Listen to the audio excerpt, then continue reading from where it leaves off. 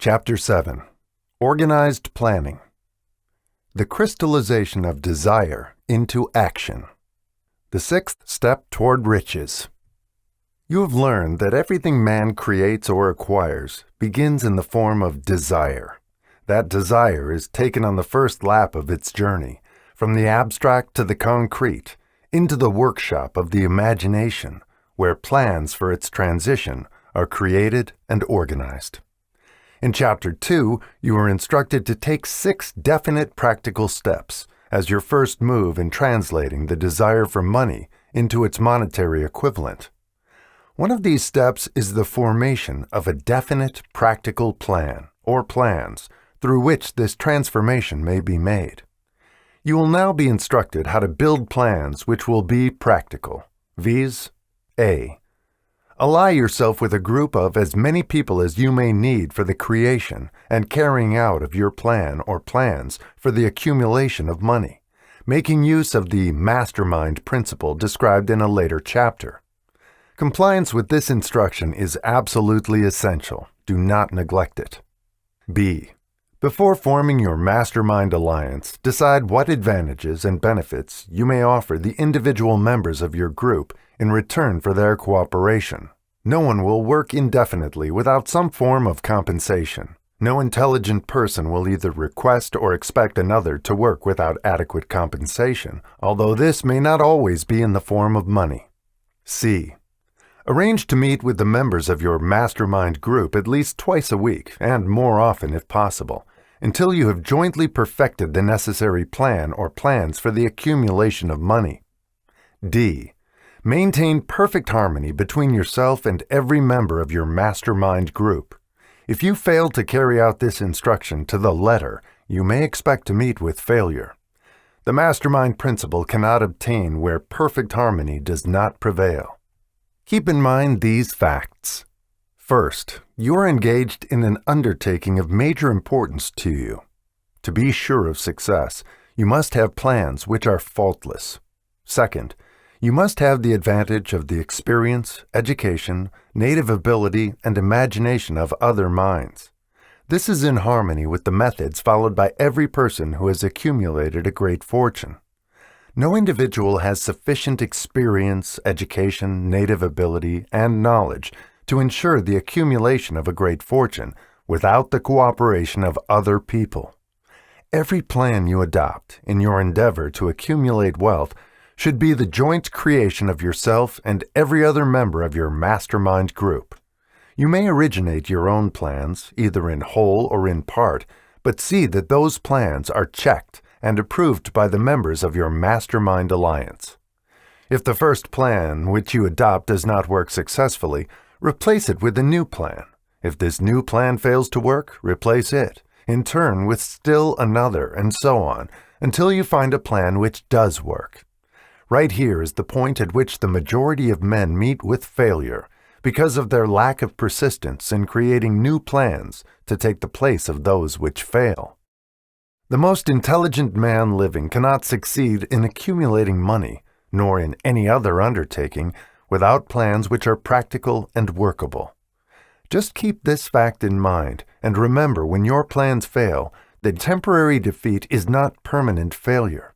It may only mean that your plans have not been sound. Build other plans. Start all over again. Thomas A. Edison failed 10,000 times before he perfected the incandescent electric light bulb.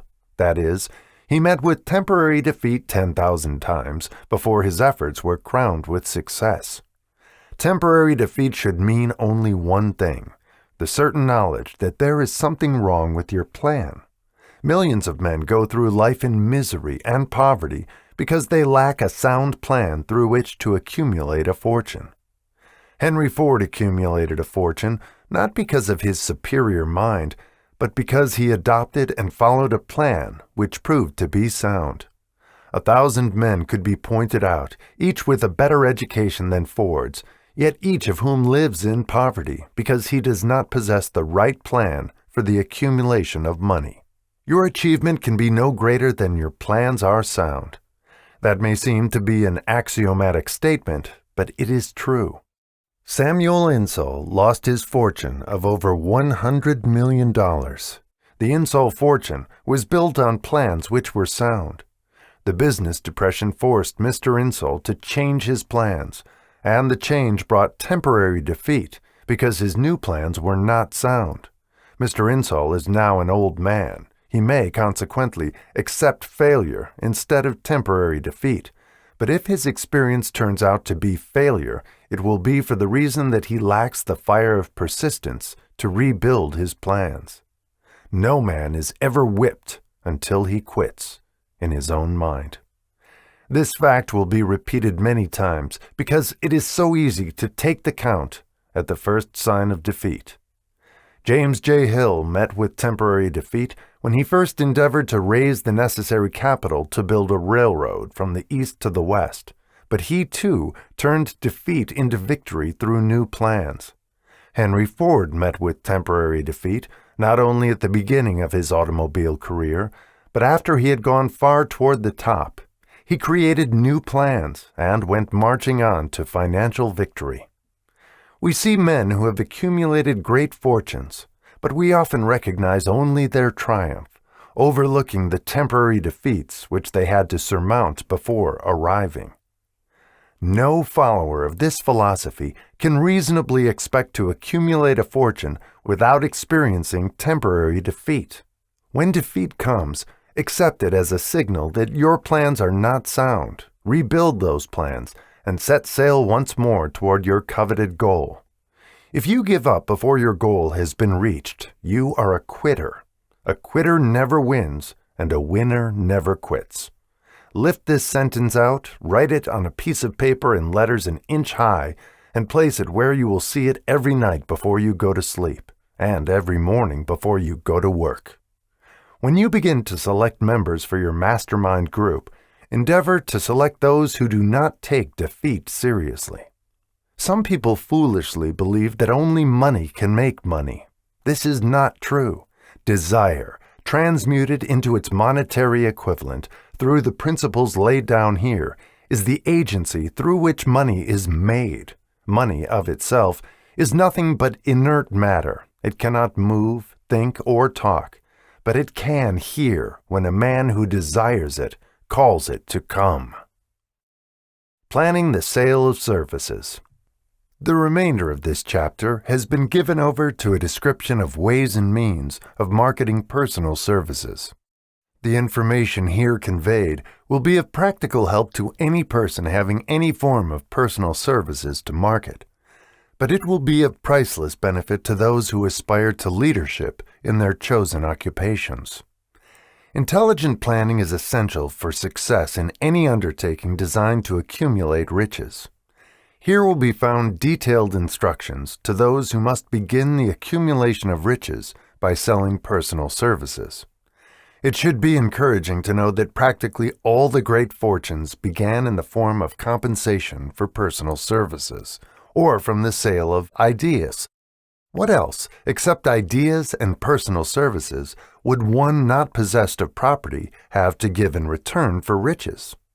Broadly speaking, there are two types of people in the world. One type is known as leaders, and the other as followers. Decide at the outset whether you intend to become a leader in your chosen calling or remain a follower. The difference in compensation is vast. The follower cannot reasonably expect the compensation to which a leader is entitled, although many followers make the mistake of expecting such pay. It is no disgrace to be a follower. On the other hand, it is no credit to remain a follower. Most great leaders began in the capacity of followers.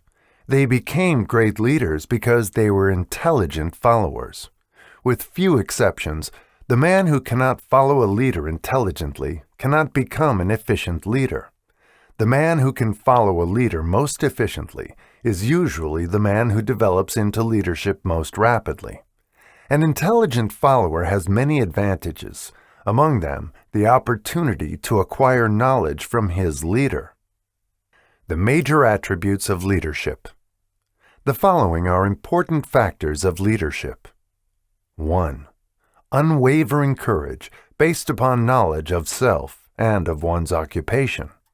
No follower wishes to be dominated by a leader who lacks self-confidence and courage. No intelligent follower will be dominated by such a leader very long. 2.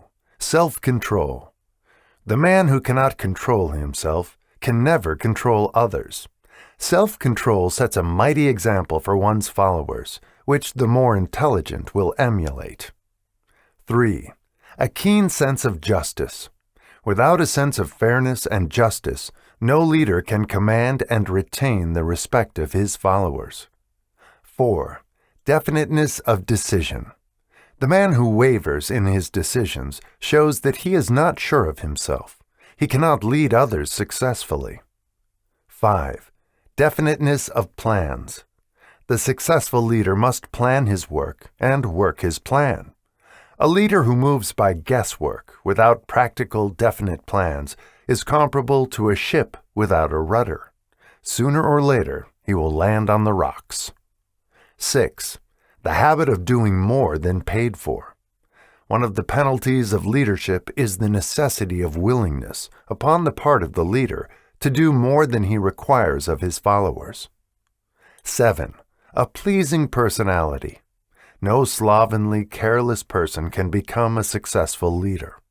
Leadership calls for respect. Followers will not respect a leader who does not grade high on all of the factors of a pleasing personality.